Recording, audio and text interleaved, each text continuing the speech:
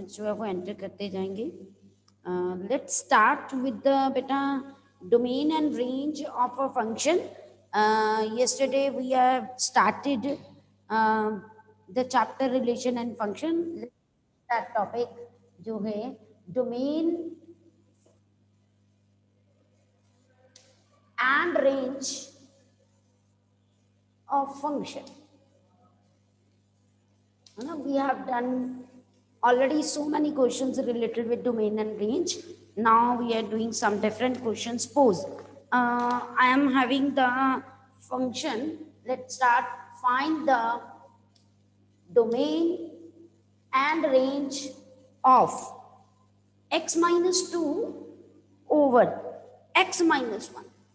Clearly बेटा, जब भी आपके पास रैशनल फंक्शन आए तो हमारे दिमाग में क्या आना चाहिए कि डिनोमिनेटर कभी भी जीरो नहीं होना चाहिए, है ना. तो अगर डिनोमिनेटर जीरो होगा तो वो नॉट डिफाइंड हो जाएगा. तो दैट मीन्स यहाँ पर इस फंक्शन पे here all values are acceptable except when denominator is zero. तो that means whatever the denominator is, you have to put it equal to 0, x equals to 1. That means domain of a function is all real except 1. अब ये single element था तो that's why मैंने real minus 1 ये set की form में इधर represent किया. अगर बेटा यहाँ पर इंटरवल होता तो मैं अलग तरह से करते. Okay, is it clear? This is only the one element where the function is not defined. So इसीलिए हमने क्या किया यहाँ पर सिंपली जो है डिनोमिनेटर को इक्वल टू 0 करके वैल्यू निकाल ली. वो वैल्यू नहीं एक्सेप्ट करनी है, बाकी सारी वैल्यूज हमने जो है एक्सेप्ट करनी है. अब बेटा हमने रेंज क्या लेनी है, कैसे इवैल्यूएट करनी है. मैंने आपको पहले भी कहा था जब स्टैंडर्ड फंक्शंस होती हैं उनमें से हम सीधा ही देख लेते हैं रेंज इवैल्यूएट करना. अब यहाँ पर बेटा रेंज इवैल्यूएट करने के लिए हम क्या करेंगे, what we have to do in order to evaluate range, we have to let it y. Now calculate x in terms of y. For that beta cross multiplying it, yx minus y equals to x minus 2. Okay, now what you have to do, you have to transpose all the elements containing x on one side. मैंने इस side पे लेगी. Now taking y common, 1 minus y, 2 minus जो है y, तो this implies x is equal to 1 minus y over 2 minus y. Okay बेटा, अब खुद सोचिए जैसे कॉन्सेप्ट हम डोमेन में निकालते थे सेम कॉन्सेप्ट रेंज में निकालते सेम, बट डोमेन में हम x की वैल्यूज निकालते थे जिस पे वो फंक्शन डिफाइन नहीं होता था. रेंज में y की वैल्यूज इवैल्यूएट करनी है और कुछ भी नहीं. तो बेटा यहाँ पर हम क्या करेंगे, दैट मीन्स कि मेरे पास जो है यहाँ पर अगर मैं देखूँ तो 2 minus y is not equals to 0. y चाहे इक्वल टू 0 यहाँ पर कर दीजिए, कोई बात नहीं, बाद में वो अपने आप जो है. Therefore, अब इसके अकॉर्डिंगली जो है आप कहते हो कि रेंज की वैल्यू जो है वो सारी वैल्यूज वो आ जाएंगी जब मेरे पास जो है क्या नहीं होना चाहिए. एक मिनट चेक कर लीजिए, मैंने कोई मिस्टेक कर दी है. यहाँ मैंने उल्टा लिख दिया बेटा 2 minus y over 1 minus y. तो यहाँ ऑब्वियस है कि मेरे पास जो है 1 minus y और ये वैल्यू 1 आ जाएगी. तो दैट मीन्स मेरे पास जो रेंज है वो फंक्शन की वो क्या होगी, ऑल रियल एक्सेप्ट 1. बस कैलकुलेशंस बेटा यहाँ से ये टर्म डिनोमिनेटर में आनी थी, मैंने बाय चांस जो है वो न्यूमिनेटर में लिख दी. ठीक है, that is not a big problem. Concept आना चाहिए आपको कि डिनोमिनेटर को एक्सेप्ट नहीं करना, और मैंने वही किया. डिनोमिनेटर में 1 minus y था, मैंने इसको इक्वल टू 0 पुट किया. कई बच्चे यहाँ नॉट इक्वल टू डाल देते हैं, 1 इज द सेम थिंग. वो यहाँ पर भी स्टार्टिंग में जब हमने डोमेन भी इवैल्यूएट की थी वहां पर भी नॉट इक्वल टू डाल देती है. It is up to you, क्योंकि आपने यहाँ रिजेक्ट कर दिया उसको. ये केस रिजेक्ट करना है, चाहे आप यहाँ नॉट इक्वल टू डाल दीजिए या साइड पे लिख दीजिए not acceptable, it is up to you. Presentation जो है वो आप पे है, आप कैसे प्रेजेंट करते। ओके, ये फर्स्ट टाइप थी पॉलिनोमियल की, जिसमें न्यूमिनेटर ओवर डिनोमिनेटर दिया था और हमने जो है रेंज इवैल्यूएट की थी। अब बेटा नेक्स्ट मेरे पास जो है next question to evaluate domain and range. For that बेटा मेरे पास जो है क्या है, function suppose 9 minus x square. Clear cut है बेटा, आप यहां पर कोई भी वैल्यूज पुट कर सकते हो, बट क्या होना चाहिए, अंडर रूट के अंदर नेगेटिव नहीं आना चाहिए, है ना, नेगेटिव नहीं आना चाहिए, क्योंकि अंडर रूट के अंदर अगर नेगेटिव आ जाए तो वो कॉम्प्लेक्स नंबर हो जाता है। हम जो फंक्शंस की बात करते हैं वो रियल नंबर पे एग्जिस्ट करते हैं, वो कॉम्प्लेक्स में हम एक्सेप्ट उसको नहीं करते। तो दैट मीन्स फॉर डोमेन मेरे पास डोमेन क्या होना चाहिए बेटा, 9 minus x square should be greater than 0। मैंने इक्वल टू 0 क्यों नहीं लिया, 0 हो सकता था, but this term is in denominator, तो 1/0 एक्सेप्टेबल नहीं होती है। तो दैट्स व्हाई बेटा मैंने इक्वल टू 0 यहां पर नहीं लिया। अब बेटा देखो ये इधर गया तो मेरे पास x square less than 3 square, तो दैट मीन्स अगर मैं देखूं तो मेरे पास जो है कौन सी वैल्यूज लेस में, अगर आपको याद हो ये नंबर लाइन है, जब भी एक्स स्क्वायर लेस देन ए स्क्वायर हो, मैं कहती हूँ एक माइनस ए एक ए, लेस में ये वाली वैल्यूज और ग्रेटर में ये वाली वैल्यूज। ओके जी, यही होते हैं ना। तो लेस में मैंने ये लेनी है, तो that means x is greater than -3 less than 3 equal to कोई मेरे पास यहाँ पर नहीं है। तो दैट मीन्स मेरे पास जो है डोमेन ऑफ ए फंक्शन क्या होगी, दैट इज कि -3 to 3। ओके जी, any doubt up to this level, any doubt to anyone up to this level. चलिए let start with now range बेटा। अगर अब मैंने रेंज इवैल्यूएट करनी है, रेंज कैलकुलेट करनी है इस क्वेश्चन की, तो बेटा हम लोग क्या करेंगे, रेंज के लिए बिल्कुल वही स्टेप हमने क्या करना है, यहाँ पर y ले लेना है इस फंक्शन को। तो मेरे पास जो है y क्या दिया हुआ है, 1/√, जो है 9 माइनस एक्स स्क्वायर। ठीक है जी, उसके बाद क्या करना है, x निकालना है इन टर्म्स ऑफ y।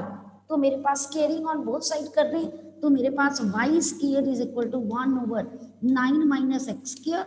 हाँ जी, ट्रांसपोज करें तो मेरे पास 9 minus x square is equal to 1/y square, और जो है 9 माइनस 1/ जो है y square is equal to x square. और बेटा स्क्वायर जो है जब मेरा उधर जाएगा तो ऑब्वियस है क्या बन जाएगा, अंडर रूट बन जाएगा। एलसीएम लेना आपने यहीं पे एलसीएम ले सकते हो, ये आप पे है। तो बेटा अब हम लोग क्या करेंगे, यहाँ पर जब मैं यहाँ पर एलसीएम लूंगी तो बेटा मेरे पास यहाँ पर बन गया 9y square minus 1/y square is equal to x square, और स्क्वायर हटाया तो बेटा इधर क्या लग गया, अंडर रूट लग गया। अब बेटा अंडर रूट जब मेरे पास बन गया यहाँ पर, तो मेरे पास टर्म क्या बनी, यहाँ पर देखिए x is equal to √9y square minus 1/y बन गई ना यही वाली टर्म। तो बेटा अब आगे हम क्या करेंगे, बेटा ध्यान से देखिए, इतना तो मुझे पता है यहाँ पर कि ये डिनोमिनेटर में है, तो यानी y जो है वो नॉट इक्वल टू 0, 100% आएगा। दूसरा ये अंडर रूट में है, तो 9y square minus 1 should be greater than equal to 0 भी आ सकता है। क्यों इक्वल टू 0 आ सकता है यहाँ पर, क्योंकि बेटा ये न्यूमिनेटर में है, और न्यूमिनेटर वाली टर्म में कभी भी हमारे पास जो है 0 जो है रिजेक्ट नहीं होता। ओके जी, तो अब बेटा अगर मैं यहाँ पर देखूं तो मेरे पास जो है 9y square greater than equal to 1 हो गया, मेरे पास y स्क्वायर जो है यहीं पे कर देती हूँ, 9 उधर ट्रांसपोज ले जाती हूँ, तो बेटा ये हो गया y square is greater than equal to 1/3 square.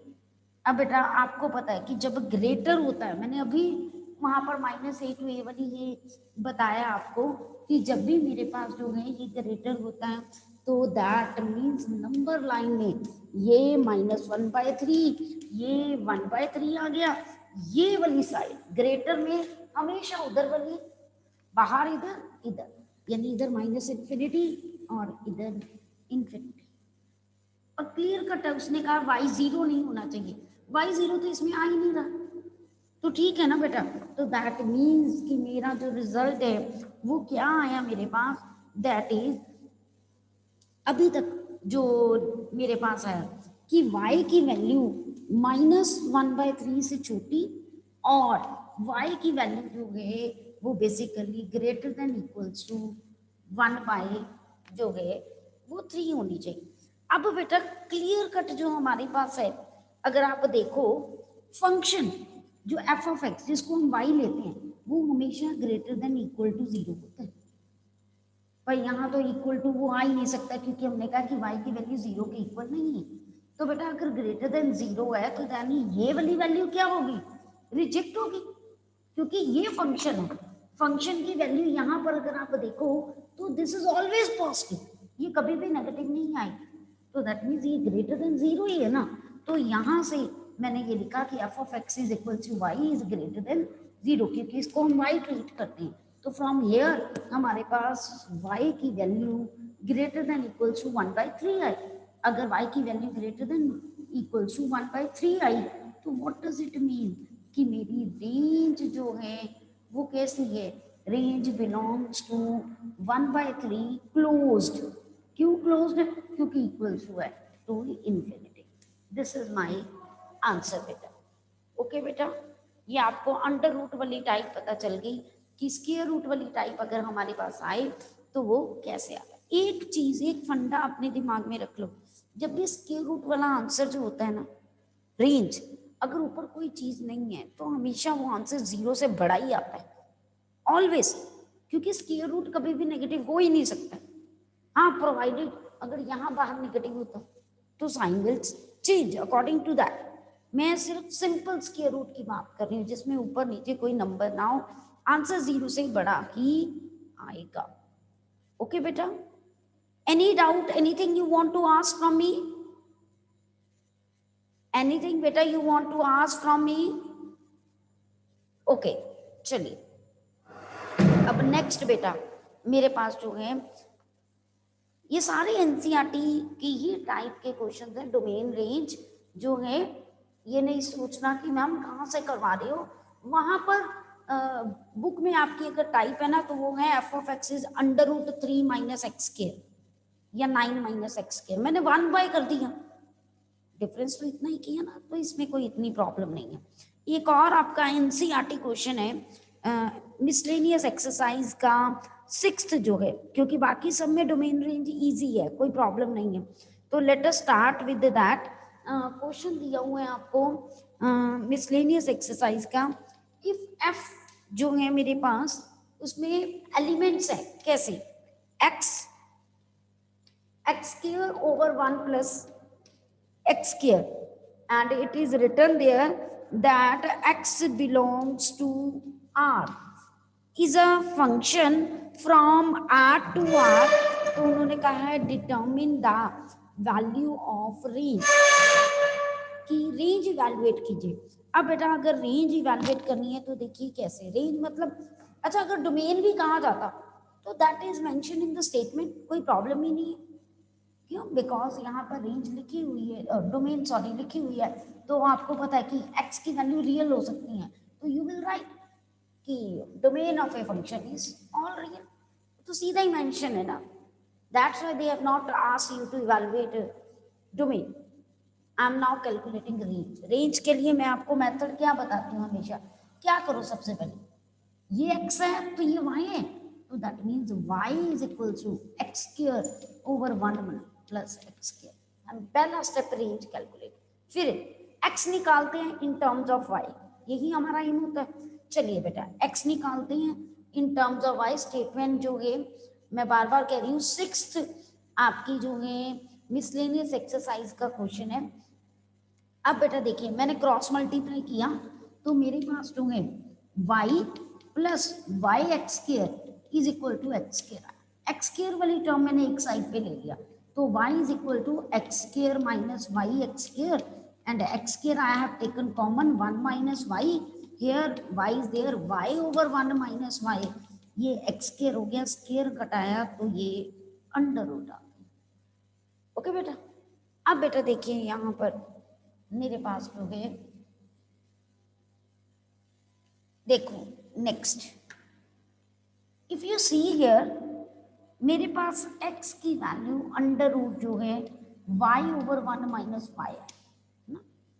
100% मुझे ये पता है कि since it is in under root whatever term is in the square root या under root it should be positive greater than equal to zero भी मैंने ले लिया, पूरी की पूरी हो सकती है, ठीक है, जीरो भी हो सकती है, कोई बड़ी बात नहीं।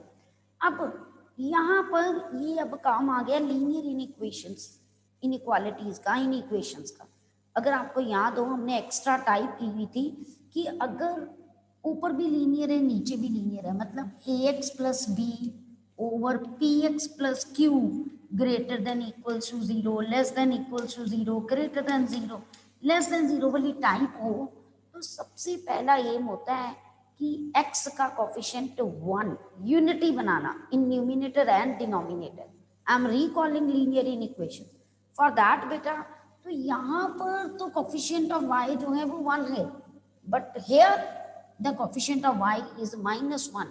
So what should I have to do here? I have to take -1 common. When I am taking -1 common, inequality change हो जाएगी और आंसर जीरो हो जाएगा, यहाँ है ना। तो अब फिर हम क्या करते थे, नंबर लाइन में ड्रॉ करते थे, दोनों लीनियर फैक्टर की जो है इक्वल टू जीरो पुट करके, y equal to zero put किया, y minus equals to zero put किया, यहाँ तो y की वैल्यू जीरो ही रहनी है तो दिस इंप्लाइज y की वैल्यू 1। मैंने ड्रॉ किया जीरो और 1 नंबर लाइन पे प्रॉपरली, ये माइनस इन्फिनिटी ये इन्फिनिटी। फिर जो न्यूमिनेटर में वैल्यू आती थी उसको कंसिडर कर लेना है, डार्क कर लेना है, बट जो डिनोमिनेटर से रूट आया या वैल्यू आई उसको क्रॉस कर, यानी ये इंक्लूड नहीं करना, बट यहाँ पर ब्रेकेज है। फिर हम लोग क्या स्टार्ट करते थे, पॉजिटिव नेगेटिव पॉजिटिव, हम ऐसे ही स्टार्ट करते थे ना। मैंने स्टार्ट किया यहाँ पॉजिटिव नेगेटिव पॉजिटिव, फिर हम यहाँ देखते थे बेटा अगर यहाँ लेस देन जीरो है तो नेगेटिव वाली इंटरवल उठाना है, अगर यहाँ ग्रेटर देन है तो पॉजिटिव वाली जो है वो वैल्यू उठानी। ओके जी, तो अब अगर मैं देखूं यहाँ पर मेरे पास जो है क्योंकि लेस देन जीरो और इधर नेगेटिव भी है तो दैट मीन्स कि मेरे पास यहाँ पर अगर मैं देखूं तो क्या वैल्यू आ जाएगी, अगर आप देखिए तो that means y belongs to जो है मेरे पास दैट इज 0 to 1, बट ध्यान से क्या ब्रैकेट्स आनी है, कौन सी ब्रैकेट्स आनी है, 0 इज इंक्लूडेड तो क्लोज्ड, 1 इज नॉट इंक्लूडेड तो बेटा ओपन। ओके जी, is it clear to everyone? Any problem to anyone बेटा? बहुत इंपॉर्टेंट, ये आगे आपको +2 में कॉम्पिटिटिव में हर जगह ये यूज होता है। If any problem is with anyone please ask me. Should I move to next question? Okay good, Rasika is saying ma'am okay. चलिए बेटा, तो यहाँ से बेटा मुझे जो लग रहा है अकॉर्डिंग टू मी मैंने हर तरह की जो है क्वेश्चंस जो हैं आपके साथ डिस्कस कर लिए हैं इस चैप्टर के। तो लेट्स स्टार्ट विद नाउ बेटा द न्यू चैप्टर्स जो हमने रिसेंटली किए थे, जैसे स्टैटिस्टिक की थी, तो let us start with the firstly statistic. पहले न्यू चैप्टर्स अब डिस्कस करेंगे, रिवाइज करेंगे आई मीन टू से। तो चलिए स्टैटिस्टिक में आपको पता है कि हमने मेजर ऑफ डिस्पर्शन डिफरेंट किए हैं। तो बेटा मेजर ऑफ डिस्पर्शन में हमने स्टार्टिंग में बेटा जो है पुराने सारे मेथड्स मैंने आपको मीन कैसे इवैल्यूएट करते हैं, मीडियन कैसे इवैल्यूएट करते हैं ये भी बताया था, है ना। बट हम सीधा जो है सबसे पहले मीन डेविएशन में आएंगे। पुराने मेथड जो है हम डिस्कस नहीं करेंगे, वो खुद भी आप रिकॉल कर सकते हो। तो let us start with firstly mean deviation.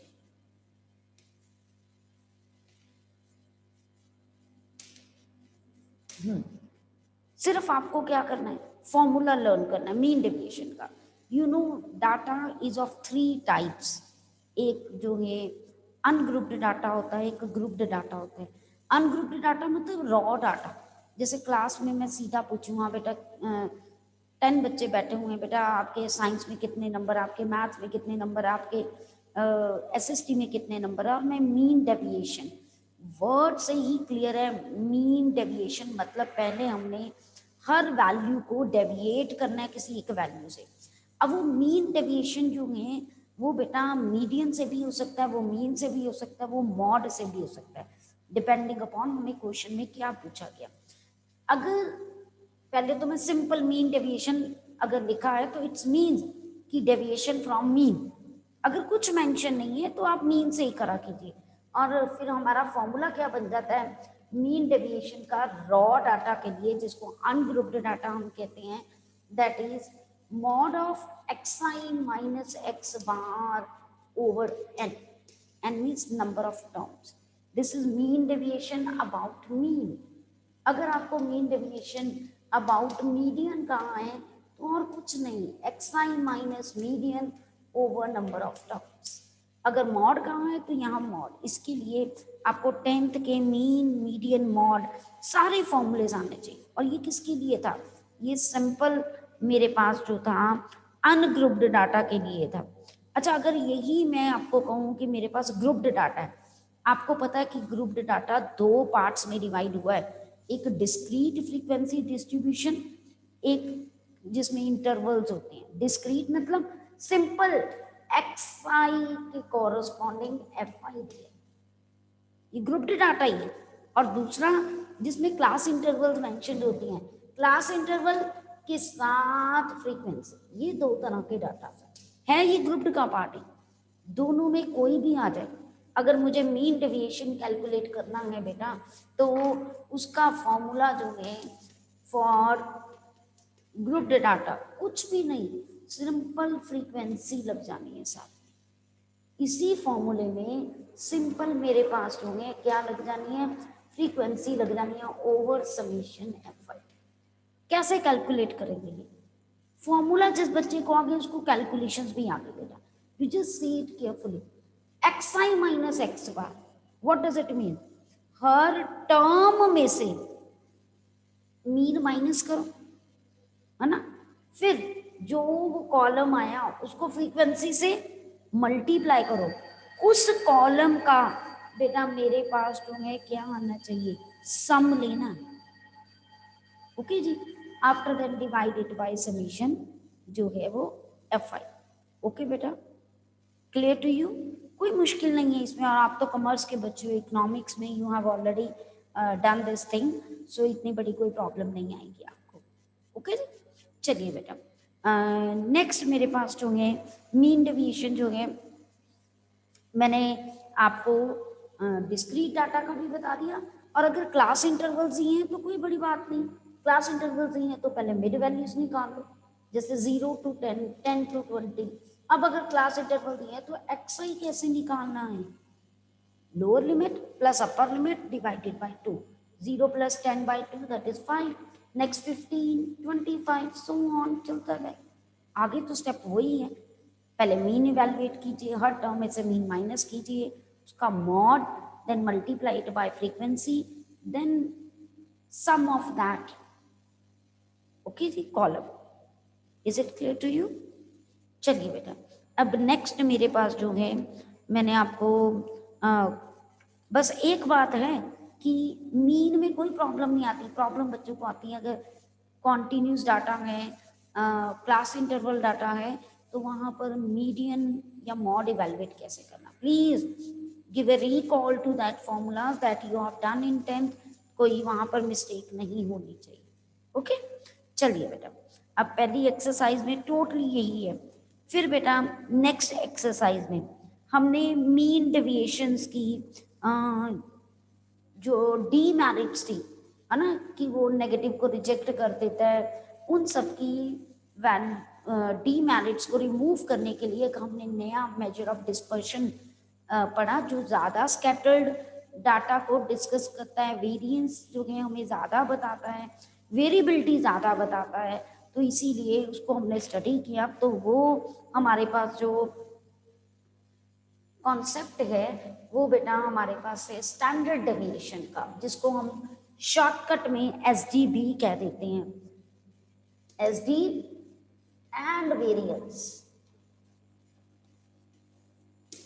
Okay बेटा, तो अब बेटा सबसे पहले अगर मैं स्टैंडर्ड डेविएशन की फॉर्म बात करूं, सिंपल अनग्रुप्ड डाटा के लिए, रॉ डाटा के लिए, नॉर्मल डाटा के लिए कोई भी वर्ड हम यूज कर सकते हैं।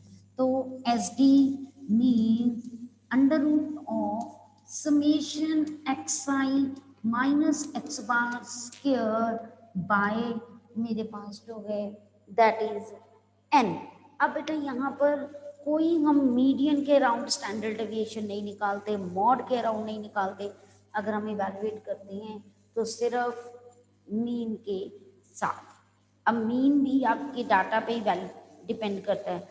अगर आपके पास डाटा बहुत ज़्यादा हैवी है, वैल्यूज़ बहुत ज़्यादा बड़ी हैं, तो आप मीन को शॉर्टकट फॉर्मूले से निकाल लो, स्टैंडर्ड डेविएशन से निकाल लो, जिससे मर्जी निकाल लो, ये आप पे है, आप कैसे करते हैं, डिपेंडिंग अपॉन डाटा कैसे दिया है।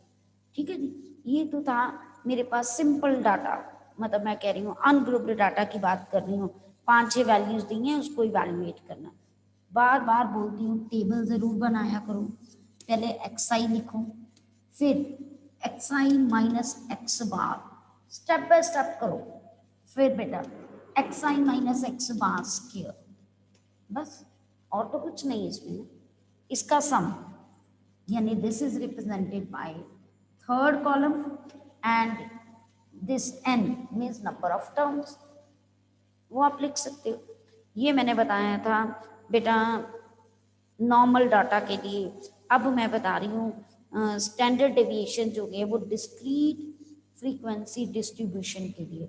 अगर डिस्क्रीट फ्रीक्वेंसी डिस्ट्रीब्यूशन है तो उसके लिए भी बेटा कोई मुश्किल नहीं है इसको मैनेज करना, सिंपल यहाँ एफ आई लग जाना बस, सिंपल। यानी जो आपने ये कॉलम निकाला यहाँ एफ आई दी होगी, तो इस कॉलम को एफ आई से मल्टीप्लाई कर देना है, और अब इसका समझ, अगर आपको फॉर्मूला याद हो गया ना बेटा, तो आपको खुद पता चलता जाएगा कि which column to have to लिख। फॉर्मूला मुझे पता है, summation f i into x i minus x bar जो है का स्केयर बाय एन, एन चाहे लिख दो या समेशन एफ आई लिख दो, one is the same thing. Okay, कोई प्रॉब्लम नहीं आती है, हम इसमें इसको इवैल्यूएट कर रहे थे। ठीक है जी, any problem to any one, anything you want to ask from me related to this? No, okay बेटा। चलिए तो नेक्स्ट बेटा, अच्छा ये तो मैं बात बता रही थी स्टैंडर्ड डेविएशन। अगर वेरिएंस निकालना है, जो वेरिएंस होता है ना बिना अंडर रूट के होता है, सेम फॉर्मूला तो वही है ना, स्टैंडर्ड डेविएशन को हम सिग्मा से रिप्रेजेंट कर देते हैं, तो वेरिएंस को सिग्मा स्क्वायर से रिप्रेजेंट कर देते हैं, और फॉर्मूला तो वही रहना है, कोई चेंज नहीं, कुछ नहीं, बस स्क्वायर रूट नहीं आना ऊपर बेटा। ओके जी, वेरिएंस में। चलिए बेटा, अब नेक्स्ट मेरे पास जो है ये मैंने आपको बताया था सिंपली मतलब डिस्क्रीट डाटा के लिए। अगर मेरे पास जो है कॉन्टिन्यूस डाटा, कॉन्टिन्यूस डाटा के लिए बेटा मैं दो मेथड्स लगा सकती हूँ। एक तो सेम यही मिडल वैल्यूज निकालूं जैसे मैंने आपको आगे बताया, और फिर ये फॉर्मूला लगा दिया बेटा, पर कितना लंबा हो जाता है ना, इट्स टू लेंथी प्रोसेस कि पहले मैं मीन निकालूं, हर टर्म में से मीन माइनस करूं। विदाउट इवैल्यूएटिंग मीन भी मैं क्वेश्चन को कर सकती हूँ। अब वो देखिए बेटा मेरे पास क्या फॉर्मूला है और मुझे कौन कौन से कॉलम्स बनाने चाहिए। I am telling you now the standard deviation for continuous जो है डाटा, हाँ जी, standard deviation for continuous grouped data. Okay, अब फॉर दैट बेटा हम क्या फॉर्मूला लगा सकते हैं, दैट इज स्टैंडर्ड डेविएशन और सिग्मा जो है that is equal to under root summation f i x i square over n minus summation f i x i over n का होल स्क्वायर। ओके बेटा, please remember this thing, यहाँ x i का square चाहिए, यानी अगर हमने table बनाना है, what should I need in order to evaluate this, you just see the formula, you need f i x i square, you need f i x i, पहले f i x i बनेगा तभी f i x i square बनेगा, only x i का square. तो that means for that सबसे पहले आपके पास मान लीजिए क्लास इंटरवल्स हैं, you evaluate xi firstly by calculating the middle values and you are having frequency also with you, that is written in the statement. Now you multiply these two column fi xi firstly, देखिए first step हो गया fi xi मैंने evaluate कर लिया, और after then fi xi square, यानी इन दोनों को जो इसका आंसर है उसको xi से फिर मल्टीप्लाई कर दिया, तो मेरे पास क्या हो गया F i x i square, बस मुझे और तो कोई कॉलम चाहिए ही नहीं। तो बेटा मेरे पास हो गया एक इसका सम एक इसका सम, तो मैं यहाँ पर वैल्यू सम की पुट करूंगी, और एन क्या है समीशन एफ आई, चाहे आप समीशन एफ आई लिख लीजिए और you can write n, it is totally up to you, कोई प्रॉब्लम नहीं आती बेटा। ओके जी, I think you are able to calculate standard deviation and variance without any problem because it totally depends upon your calculation. अच्छा, और जो है मेरे पास जो है शॉर्टकट मेथड भी है वेरिएंस और स्टैंडर्ड डेविएशन का इवैल्यूएट करने का, उससे मेरी कैलकुलेशंस बहुत ही इजी हो जाती हैं और कुछ भी नहीं है, सेम फॉर्मूला है, कुछ भी नहीं है बेटा, सिंपली क्या है मेरे पास, अगर मैं देखूं बिल्कुल ऐसा ही फॉर्मूला है, just it is changed by h, तो